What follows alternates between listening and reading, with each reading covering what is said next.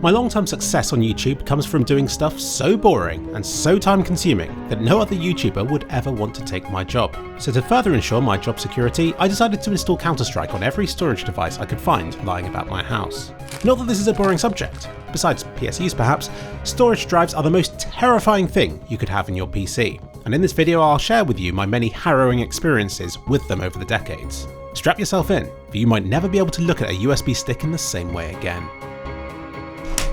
I'll start by showing the results of the three most common kinds of drives to install Counter-Strike on: a hard drive, an SSD, and an NVMe drive. NVMEs are those weird ones you attach to your motherboard, and they're tough to get at because the graphics card tends to go over the top of them. Which is why I prefer the standard type of SSD, just because I'm forever taking them out and putting them in other rigs of mine for various reasons I shan't explain here. But they do tend to be a bit slower than NVMe drives. Though frankly, I bundle all SSDs together in my mind. As far as I'm concerned, as long as it doesn't have a spinny mechanical bit in it, you're reaping the benefits of using an SSD. Let me show you the harsh reality of loading Counter-Strike 2 on a hard drive. After clicking on it in Steam, it took almost a minute for the hard drive to reach the main menu, compared with just 16 seconds for the fastest SSD. That's a ridiculous waste of about 40 seconds every time you boot Counter-Strike up. Think of all that time you're wasting that you could be wasting in Counter-Strike instead. So there you go, it's been a good idea to have your operating system on your SSD for a while, but it's also worth it for games like CS2. This video is sponsored by another bit of fast hardware, the NetDuma R3 router, sporting Wi-Fi 6 and contained within the Duma OS 4's control panel are powerful tools to monitor and to control network traffic, like Smart Boost, which helps you to prioritize your gaming traffic over your sister's streaming to ensure the TV downstairs never costs you a kill in CS2. Sure, you can get low ping already, but what about steady ping? This feature increases your ping in exchange for a target that it can hit more consistently. I set it here to 58, which in-game translated to a consistent 45 to 46. You can also specify geolocations to ping through. This enables you to block places you've had bad experiences with, but it also lets you brute force connecting to others, which will let you experience the rich culture of CS2 in different, far-off exotic regions. Here's me playing in Texas. Is that the real 3 clicks? There are other cool features and network maps to look at as well, and it supports RGB. Ooh, look at it! Like a Technicolor spider to keep your cat company. And it supports the fast Wi-Fi 6 standard. Obviously, it's faster than 5, but it also handles multiple simultaneous connections far better in busy households as well, ensuring your game remains uninterrupted, even when all your siblings are streaming in unison. Check the link in the description and use the discount code 3clicks. You'd think loading times would be simple, but what do you time exactly? So I timed from when you click Counter-Strike 2 in Steam to it showing the Valve logo, but I also measured the time it took to finally reach the main menu and to load the background image, because I felt this was a fair endpoint to Counter-Strike 2's initial loading.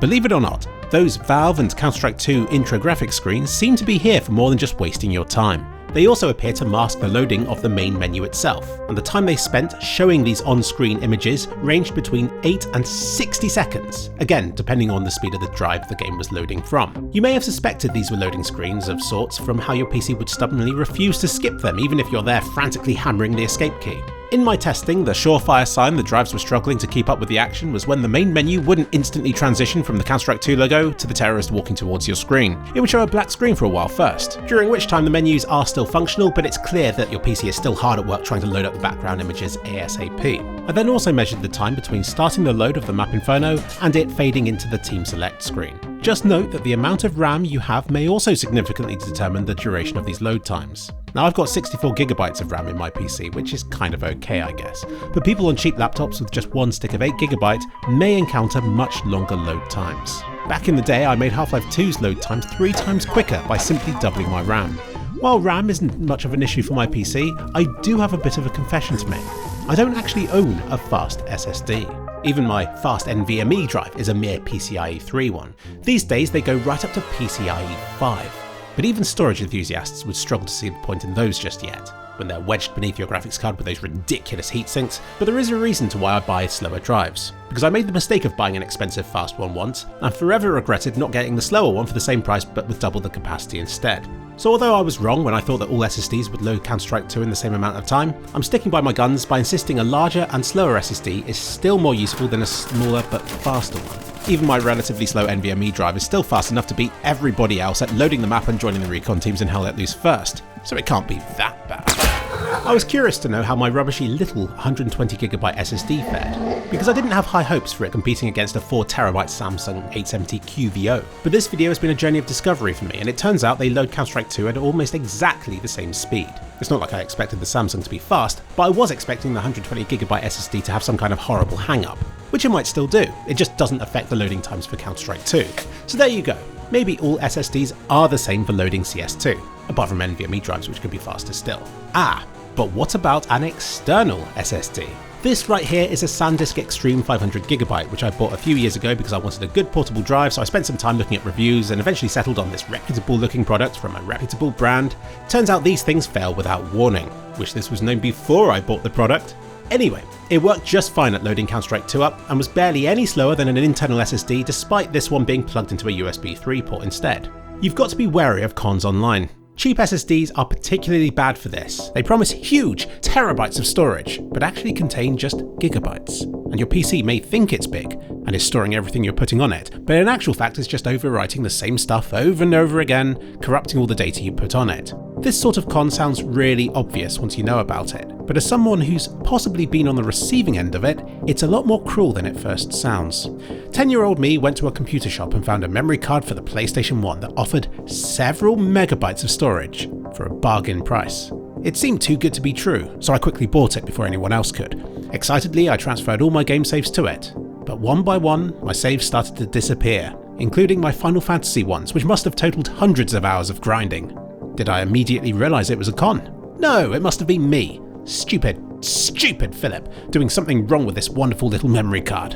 You had to press a button on the card to cycle through different bits of its memory, and maybe I was just pressing it wrong, or skipping past the bit with all my saves on. So I made more saves, and lost some of them as well. Maybe it was the games to blame. Time and time again, that memory card swallowed up my saves, sometimes cruelly displaying older ones again, which got me excited thinking it was working again, only for it all to fail because it was all corrupted.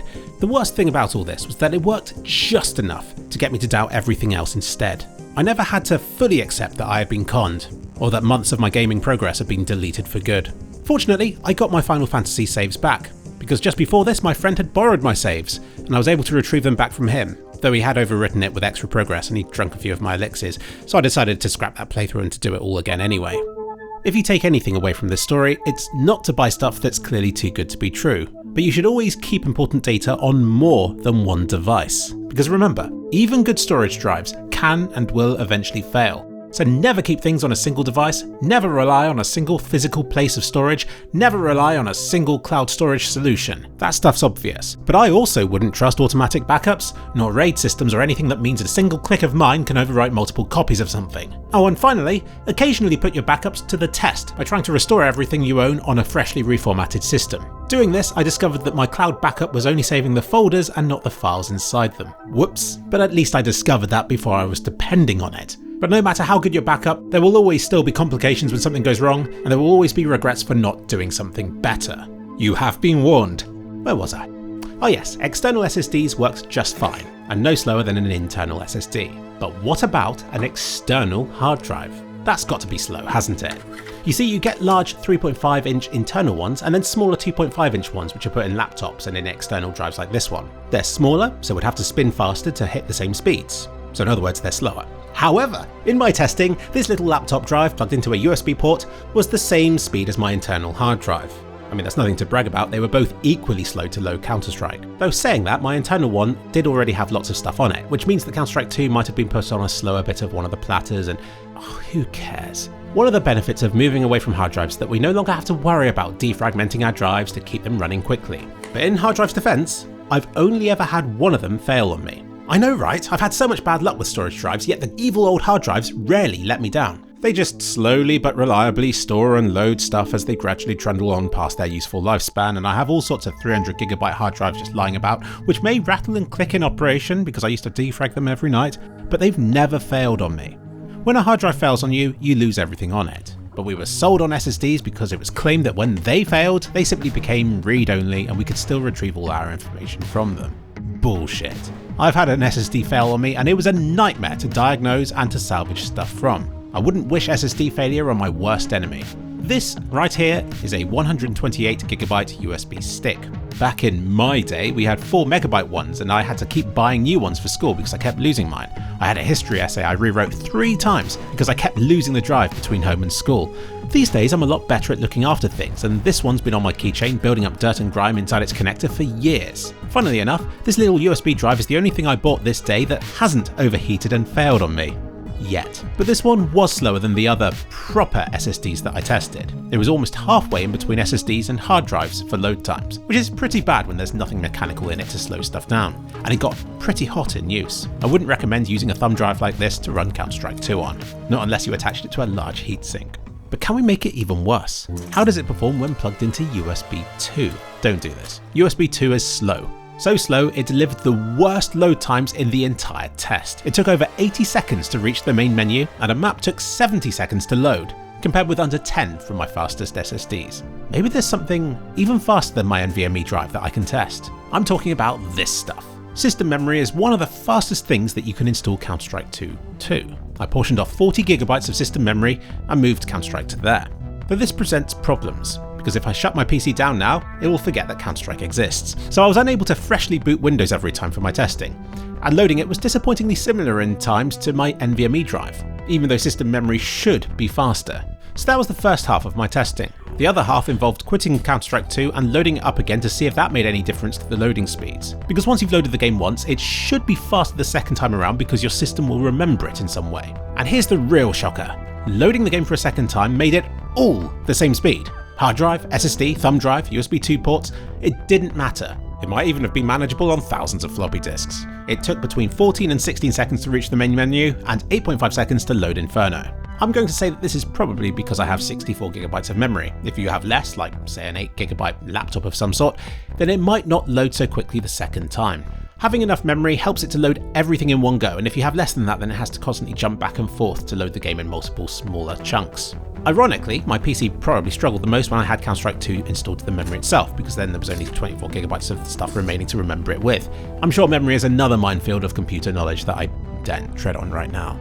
In short, for Counter-Strike 2, installing it to your NVMe or RAM is the fastest, SSDs and external SSDs below that, USB thumb drives below that, hard drives below that, and at the very bottom is a USB thumb drive plugged into a USB 2 port. Please don't play Counter-Strike like this. So if you don't have money for something faster, just load the game up before you need to load it up, and it will hopefully remain in your system's memory for when you need to load it again. Wait, is that the real 3 clicks? Hello.